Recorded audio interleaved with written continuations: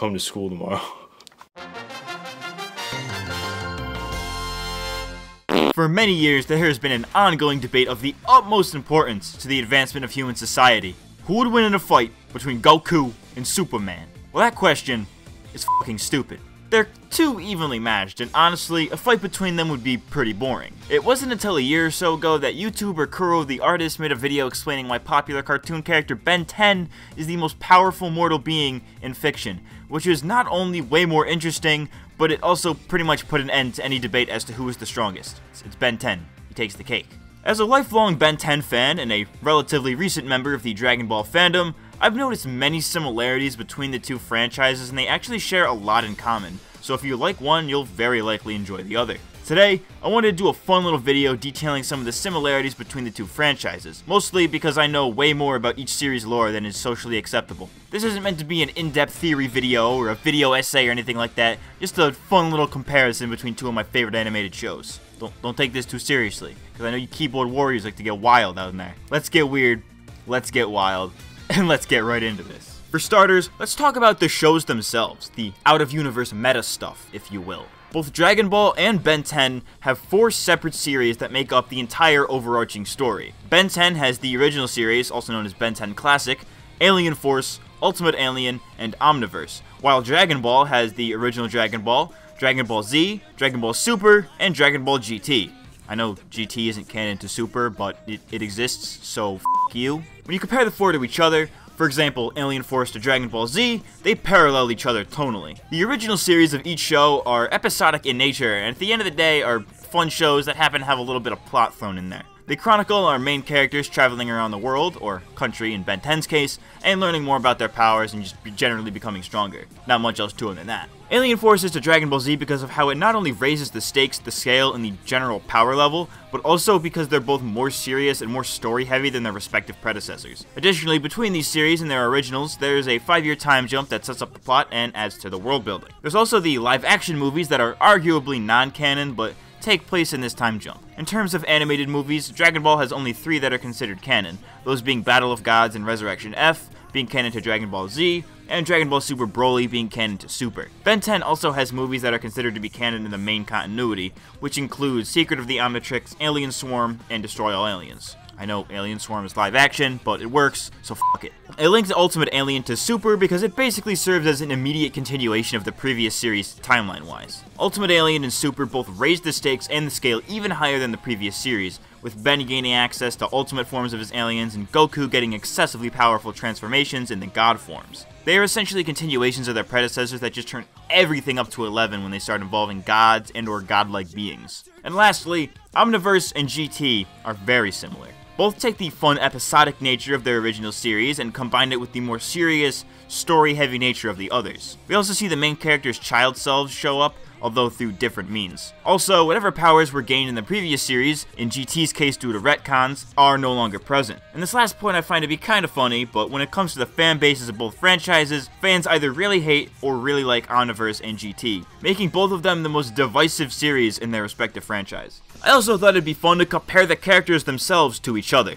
Ben and Goku are very similar, even as they grow up as their series goes on. Both are not very smart on paper, but very skilled in the field. Both have items with special properties in the Omnitrix and Power Pole, and the Dragon Balls too, I guess. They're very easygoing in their off time and even when fighting, but when the stakes are raised and people are in danger, they put on their game faces and get serious. Both have seen the destruction of entire universes and have played a part in bringing them back and have saved their respective worlds multiple times. And of course, we can't forget about the transformations, which is kinda the main shtick for both of them. Ben of course turns into aliens, 62 to be exact, while Goku has 4 levels of Super Saiyan, 2 God forms, the Uzaru, and Ultra Instinct across both different canons. Moving on to some other characters, I think it's safe to say that Gwen and Bulma are super similar in that they each have been an ally to our main characters for the longest, and are also the smart and knowledgeable one of the group with colorful hair and quick tempers. I'd say that the only difference is that Bulma doesn't really fight alongside Goku, or fight at all really, the way Gwen does with Ben. Both shows also have characters that were once enemies but are now allies to our hero.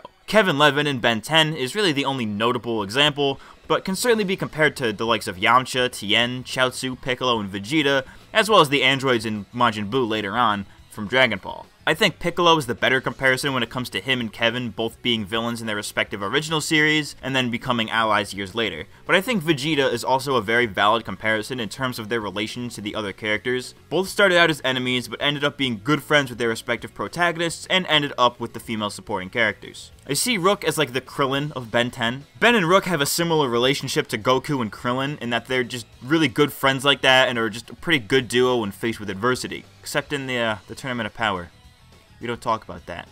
Get it together, Krillin. Rook also has elements of Jocko as well, as they're both these serious space cops, even though Jocko's not very good at his job. Grandpa Max is like an amalgamation of all the elderly characters in Dragon Ball. He's the old mentor figure like Roshi in the original series, is a grandfather to our main character a la Grandpa Gohan, with a little bit of Kami and King Kai thrown in there.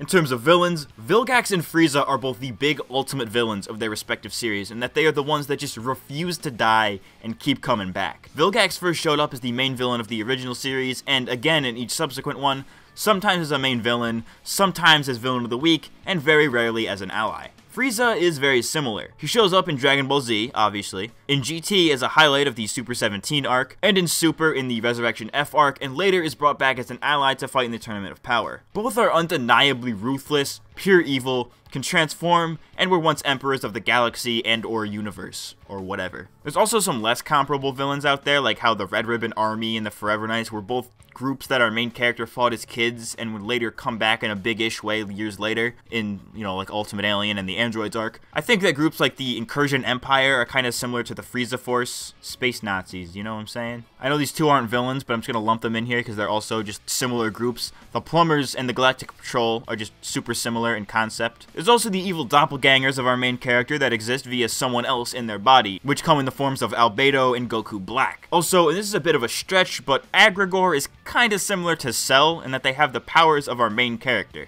I guess you could say the same for Kevin back when he was a combination of all of Ben's 10 main aliens.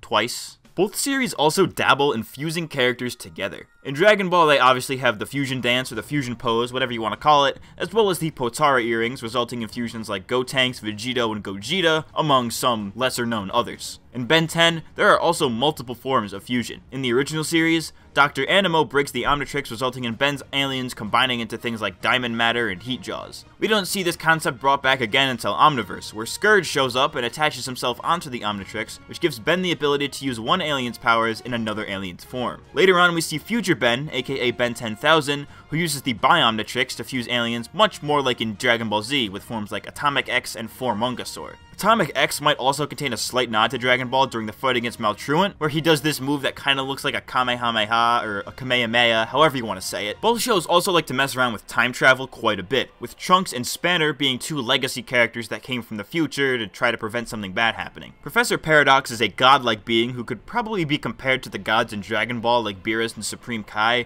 but I think Whis is probably the best comparison because he seems to be all-knowing the same way Paradox is, though Paradox does a lot more time travel than actual god stuff. Speaking of gods and multiverses, both shows have featured gods, godlike beings, and extra-dimensional beings. In Ben 10, there's the Celestialsapiens, a race of aliens capable of changing reality as they see fit, as well as the Quantamalia, a group of fifth-dimensional beings that have created Ben Prime's universe, as well as many others. Both the Celestialsapiens and Quantamalia are super similar to Grand Zeno, in that they have full control over the creation, destruction, and goings-on of the multiverse. We've seen how Grand Zeno can easily destroy a universe in the future Trunks arc, as well as bring one back, such as in the Tournament of Power. In Ben 10 Omniverse, it is revealed that the Celestialsapiens change the universe all the time, and Ben has even restored his own universe using Alien X after the original was destroyed by the Annihilarg. Oh man, have we really gone down the rabbit hole today, my friends. Those were just about all the comparisons I could find between Dragon Ball and Ben 10, and honestly, there's more there than I initially thought when I first started on this video. If you found this video fun or interesting, then please be sure to drop a like on this video, or leave a comment letting me know if you think I missed anything, or if I was stretching a bit on some of these, because I probably was. I've been MattCMG. I'll see you guys next time. Thanks for watching.